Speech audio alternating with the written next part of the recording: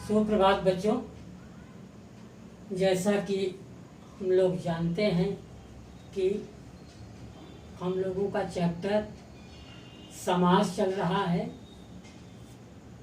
और समास के अंतर्गत आज हम लोग देखेंगे कर्मधारय समास, द्वंद्व समास, द्विगु समास एवं बहुब्रीहि समास। दो समास हम लोगों ने पहले पढ़ लिया है, तो आज हम देखेंगे इन चार समास के विषय में। तो पहला हम देख रहे हैं कर्मधारय समास है। कर्मधारय समास कहते किसको है, पहले हम इसको समझ लेते हैं। कर्मधारय समास में पहला पद विशेषण तथा दूसरा पद विशेष होता है। एक पद उपमान तथा दूसरा उपमेय होता है। पिछली कक्षाओं में क्लास 6 से 8 तक हमने ये जान लिया है संज्ञा, सर्वनाम, क्रिया, विशेषण, विशेष, और इसको बताने की जरूरत नहीं है। फिर भी आज जान लीजिए कि विशेषण और विशेष किसे कहते हैं। किसी व्यक्ति या वस्तु की विषय की जो अच्छाई, बुराई, गुण, दोष को बताए उसे विशेषण कहते हैं। और किसी विशेष वस्तु के, विशेष व्यक्ति या विशेष वस्तु के विषय में उसे विशेष कहा जाता है। और इसमें एक पद उपमान तथा दूसरा उपमेय होता है। पहले हम लोगों ने ये जाना है कि समास में दो पद होते हैं। एक पद को पूर्व पद और दूसरे पद को उत्तर पद कहा जाता है। या और सरल भाषा में जो पहला शब्द होता है वो प्रथम पद और दूसरा शब्द जो होता है वो पूर्व पद कहलाता है। तो हमने क्या देखा कि कर्मधारय समास में पहला पद विशेषण तथा दूसरा पद विशेष होता है। हमने विशेषण के विषय में बताया कि गुण, दोष के विषय में जो बातें बताई जाएं उसे विशेषण कहते हैं।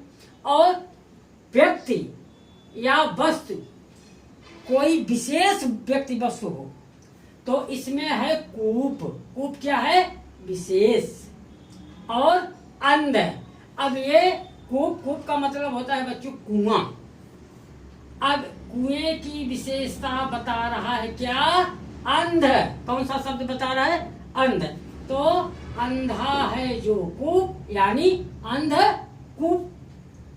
दूसरा है उदाहरण नीलकंठ। दो पद हैं, पहला पद है नील, दूसरा पद है कंठ। अब नीला है जिसका कंठ। तीसरा उदाहरण आप देख लीजिए कृष्ण सर्प, यानी कृष्ण का मतलब होता है बच्चों काला और सर्प का मतलब होता है सांप। इसमें भी दो पद है, प्रथम पद, द्वितीय पद, पूर्व पद, उत्तर पद, कुछ भी कह सकते हैं आप। पूर्व पद भी कह देंगे, उत्तर पद कह देंगे, प्रथम पद, द्वितीय पद, तो दोनों बातें सही है। अब इसमें है कृष्ण सर्प, यानी मतलब काला है जो सांप। यहाँ पर सांप की विशेषता कौन सा शब्द बता रहा है? कृष्ण, यानी सर्प जो है कैसा है? काला है। तो ये हो गया आपका कर्मधारय समास। अब चौथा समास देखिए, द्वंद्व समास। ध्यान से समझिएगा बच्चों, तो आपके लिए कोई कठिनाई नहीं होगी। एक एक बात समझ में आ जाएगी, ध्यान देने की जरूरत है। द्वंद्व समास किसे कहते हैं इसको जान लो। द्वंद्व समास में ध्यान दीजिएगा, द्वंद्व समास में दोनों पद, मैंने पहले बताया है प्रथम पद, द्वितीय पद, उत्तर पद, पूर्व पद। द्वंद्व समास में दोनों पद समान होते हैं। इसमें ना तो प्रथम पद विशेष होता है और ना ही उत्तर पद यानी द्वितीय पद।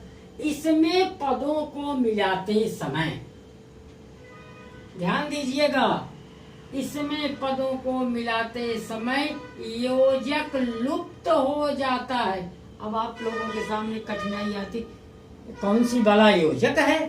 तो बच्चों योजक होता है व्याकरण में चिन्ह, और ये दो शब्दों को जोड़ देते हैं। विग्रह करते समय समास में वो हट जाता है और इस चिन्ह को और की तरह लिखा जाता है। तो अब इसमें ये लुप्त हो जाएगा। अन्न जल, अब ये चिन्ह लुप्त हो गया और आया विग्रह करने पर अन्न और जल, यानी ये भी महत्वपूर्ण है, ये भी महत्वपूर्ण है। अमीर गरीब, अमीर और गरीब। तीसरा देखिए उदाहरण, पाप पुण्य, पाप और पुण्य। तो हमने तीसरा समास कर्मधारय देख लिया, चौथा समास द्वंद्व समास देख लिया, हमने परिभाषा देख लिया, उदाहरण देख लिया। अब हम चलते हैं पांचवें समास यानी द्विगु समास की तरफ।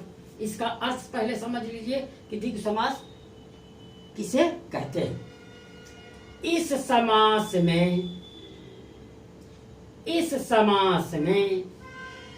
प्रथम पद, हमने दो बातें बताई थी बहुत पहले कि समास में दो पद होते हैं, पूर्व पद उत्तर पद, प्रथम पद द्वितीय पद, दोनों एक ही बात हुई। इस समास में प्रथम पद का मतलब जो शब्द पहले आए संख्यावाचक विशेषण होता है। जैसे पंच तत्व, प्रथम पद पंच है, दूसरा पद तत्व है। अब ये विग्रह करने पर होगा पांच तत्वों का समाहार, यानी ये पंच जो है संख्या बता रहा है। पंच का मतलब होता है पांच। चौपाया, चार पैरों का समाहार। तिरंगा, तीन रंगों का समाहार। आपने कर्मधारय द्वंद्व द्विगु भी समझ लिया, उदाहरण भी आप लोगों ने देख लिया। अब अंतिम समास जो कि बहुव्रीहि के समास के नाम से जाना जाता है, इसको देख लीजिए कि बहुव्रीहि समास कहते किसको हैं।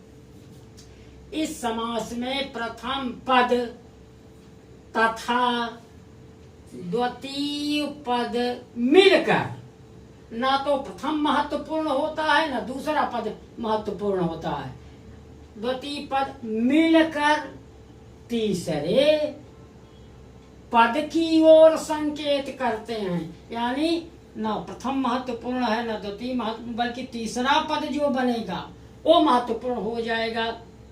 इस समास के विग्रह में बच्चों समझ लीजिए बहुत ध्यान से, कोई कठिनाई कभी भी नहीं होगी।